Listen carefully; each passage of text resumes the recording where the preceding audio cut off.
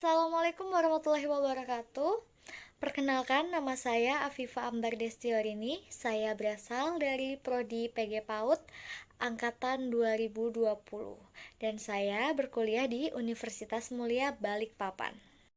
Nah, pada kesempatan kali ini saya akan membahas mengenai perilaku hidup bersih dan sehat di lingkungan rumah.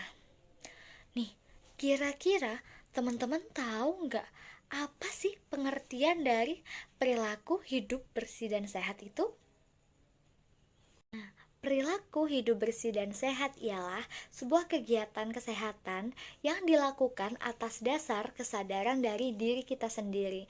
Nah, jika kita sadar untuk tetap menjaga kesehatan tubuh kita, tentunya kita juga dapat mengingatkan orang-orang di sekitar kita untuk menjaga kesehatan tubuh mereka. Contohnya, kita dapat mengingatkan keluarga kita dan teman-teman kita. Selain kita perlu menjaga kesehatan dan kebersihan tubuh kita, kita juga tidak boleh lupa bahwa kita juga harus menjaga kebersihan yang ada di lingkungan sekitar kita. Contohnya, lingkungan rumah, lingkungan sekolah, tempat kerja, dan tempat umum. Pada kali ini, saya akan membahas mengenai perilaku hidup bersih dan sehat di lingkungan rumah. Contoh dari perilaku hidup bersih dan sehat di lingkungan rumah itu apa aja sih? Teman-teman ada yang tahu nggak? Nih, oke, kita sebutin satu-satu ya. Yang pertama, kita harus selalu mencuci tangan ketika kita akan makan, kemudian setelah kita beraktivitas di luar ruangan. Mengapa?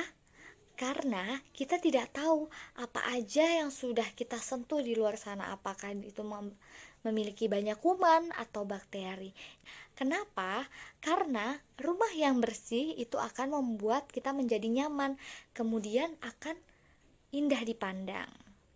Setelah itu, yang ketiga, kita juga tidak boleh lupa untuk selalu mandi 3 kali sehari. Kenapa?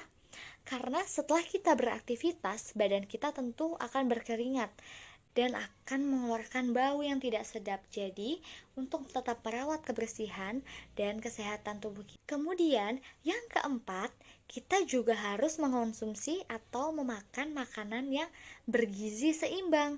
Kenapa? Karena tubuh kita pasti memerlukan gizi yang seimbang untuk membuat badan kita menjadi sehat dan bugar. Kemudian, 5, kita harus membuang sampah pada tempatnya. Mengapa? Karena kita tidak boleh membuang sampah sembarangan. Karena jika kita membuang sampah sembarangan, tentu itu akan membuat lingkungan menjadi kotor, jadi sarangnya kuman dan bakteri. Kemudian, itu akan menghambat saluran air dan itu yang menyebabkan terjadinya banjir.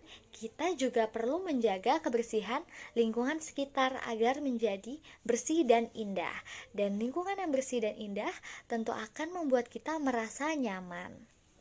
Kemudian, adapun manfaat yang dimiliki dari perilaku hidup bersih dan sehat. Jika kita menerapkan perilaku hidup bersih dan sehat di lingkungan rumah kita, tentu akan memiliki dampak yang positif, teman-teman. Dampak yang pertama ialah yaitu tubuh kita akan terhindar dari segala jenis penyakit. Kemudian, tubuh kita akan menjadi lebih berenergi. Setelah itu, yang ketiga, manfaat yang ketiga adalah lingkungan menjadi bersih, dan lingkungan yang bersih tentu akan membuat kita merasa nyaman. Dan kemudian yang keempat, hidup kita menjadi lebih teratur. Setelah itu, dan yang kelima, kita akan menjadi pribadi yang lebih positif. Kenapa? Karena lingkungan yang bersih tentu akan membuat kita merasa nyaman dan membuat kita menjadi pribadi yang lebih positif lagi. Nah, perilaku hidup bersih dan sehat ini juga dapat kita terapkan kepada anak-anak sejak dini. Kenapa? Karena jika anak-anak kita biasakan untuk melakukan perilaku hidup bersih dan sehat sejak usia dini, mereka akan terbiasa hingga mereka dewasa nanti. Nah, mungkin cukup sekian dari pembahasan yang dapat saya bahas pada kesempatan kali ini. Kurang lebihnya saya mohon maaf apabila saya ada salah kata. Assalamualaikum warahmatullahi wabarakatuh. Terima kasih.